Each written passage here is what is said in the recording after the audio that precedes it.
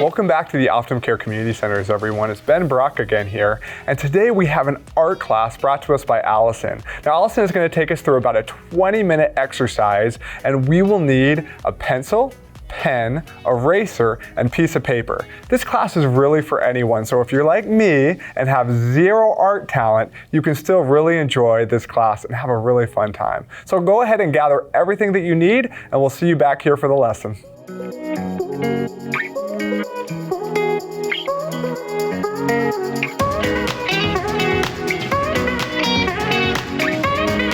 Welcome.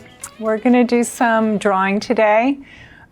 Today we're going to be doing gesture drawing, which is the action, the movement, if you will, of the subject that we're drawing. Now this usually relates to figure drawing, but it's very applicable to any subject matter. And today we're going to do a lily. So if I were to describe the action of the lily, it would be opening, curling, drooping, reaching, hanging, extending. So all of these descriptive words are actions, and we want to embody that in our gesture drawing. When we do a gesture drawing, it's quite quick, and it could be kind of sloppy, and it's really fun. It's also really good for establishing a composition and seeing your subject as a whole in space. So it's a very dynamic way of drawing. For this lesson, we're going to use a sheet of paper. It doesn't have to be a sketchbook. You can use print paper. It doesn't matter. I would suggest a pencil for this and an eraser. The eraser is a tool, as well as this is a drawing tool. And if you need a sharpener, it's good to have it nearby so you don't have to go looking for it. So let's get started on gesture drawing. Hi there, welcome. Today we're going to work on gesture drawing, and we're going to use a pencil and an eraser. These are both tools, by the way. And we're going to do a very quick drawing. It's like the process is seeing your subject, which in this case is a lily, as a whole, as the whole thing, the gestalt, the entirety, all at once. And the other thing we're focusing on is what it's doing. So it's like the main lines, the way this droops, the way this curls, all the kind of action of the subject. When I do these, this is also a great tool for creating compositions, because there's an underlying kind of spirit and energy in your drawing. And I think the best way to do this is do a lot of them. And then you get better, and then, some days you're really on and some days you're really off, but it's a great exercise in seeing the thing as the whole, seeing the kind of energy or the chi in your subject matter and the action in your subject matter, and creating a composition. So in the sense of composition, I always like to start with a frame within a frame, because we are working in rectangles for the most part. So here I'm going to look at this whole thing, and I might crop and go off the edge. I'm awfully close to the subject here. So I'm going to start with kind of the movement. So here, this movement coming forward for me is really kind of key, and this is also kind of difficult because it's foreshortening. So this kind of dance of kind of coming forward, you want to feel that motion coming forward, and it comes down, and then this is kind of like a counter movement coming down, this leaf flopping down, this one coming up and then flopping down. So you want to kind of get this energy within your composition. And you might edit out some of these leaves. You might find, oh my gosh, this is way too much information. But just draw over. You're getting the kind of the movement of it. and have fun with it. This is a very active process. You're also working with these negative shapes, rhythm, repetition. I mean, all of this kind of comes into your drawing process. So here's this beautiful like opening here, right? It's like opening and curling back. So there's just this beautiful movement going on. It's kind of like musical, right?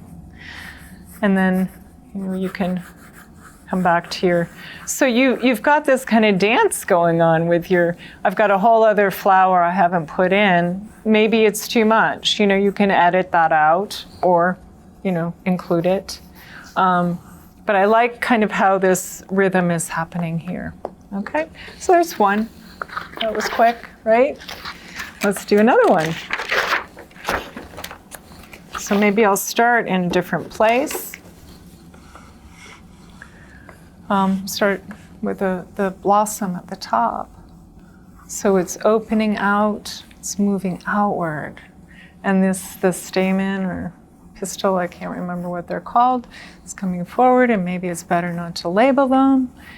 Because again, we're just finding what the movement is, what it's doing. And it's just really like a dance. Oh, and I forgot my frame. I like having that because it's like a double edge on there. This is this is so beautiful. I want to get this curve, this beautiful curve in a line. Probably a little bit of contour line in there, right? But there's an energy and a quickness to this that is really enjoyable, especially for a lot of people after doing a slow contour. It's just fun, And there's lots of room for experimenting and making mistakes and just.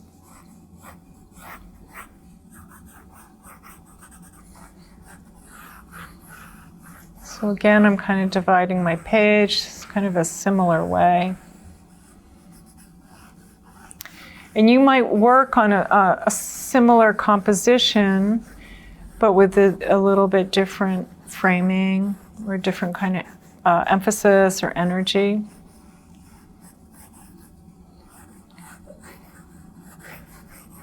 And then, if you get one that you like, this is, I always think underneath every really interesting drawing is usually a really nice gesture drawing. So it can be like a beautiful basis for a sustained drawing. And then sometimes this is referred to as a sustained contour. Sustained gesture drawing. Okay, so there's two. You can whack them out really quick, and then you get to one, or you might go back to one and decide, I'm going to investigate this in terms of value and looking at the lights and darks. I haven't really gotten there yet. I'm still experimenting with the gesture. So I might move over in this area and start over reframing my piece in a different way. So this is more like the central theme, or the central form, I should say. It's just fun. It's like you're moving through. It's energetic. You're not getting tight anywhere, hopefully. You might start to get interested in one part, but you want to keep moving. It's really about the whole piece. So you can come back to it, engage on a different level afterwards if you want to do a sustained drawing. So this is called a gesture. It's the action. It's what's happening in terms of movement and play. And there are a lot of artists you can look up for this. Most artists do gestures. Some artists do gestures and then that's their drawing. You know, it's like if you look at Giacometti, who's a sculptor, his gesture drawings are like, his finished drawings are like these working drawings. They're like studies for sculpture.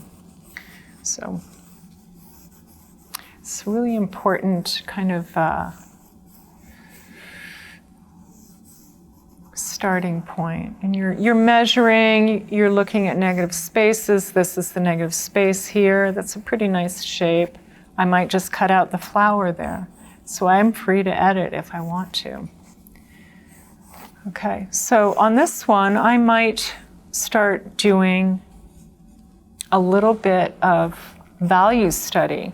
So I would like find some darkened areas, different tones, and kind of set them in to get a little bit more of feeling of design by dark sunlights. Yeah, super fun. You can't do this wrong. You really can't, because it's so joyful. You know, you keep moving. So I like this contrast of the dark green against the white. You know, I'm a shape person, so I'm going to look at the shapes. So I'm finding some of these darker shapes as contrast. It's just playful. I'm not going to take this too seriously, but maybe if I get a composition I like, you know, might decide to go farther. So I'm not too worried about accuracy here. I'm looking at the energetic. I'm definitely not doing photorealism. I'm getting kind of the energy, the action of the flower. It's so fun. I kind of like these little things up here. It's pretty rough. So,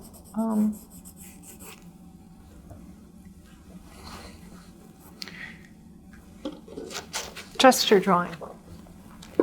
Have fun. It's great for compositions. It's great for studying what the Japanese call notan, lights and darks. I have a few that I worked on before. Oh, that I don't know. This looks more possible. This one is more kind of refined, so you can take it to a refinement level. It's not done yet. Just have fun with it.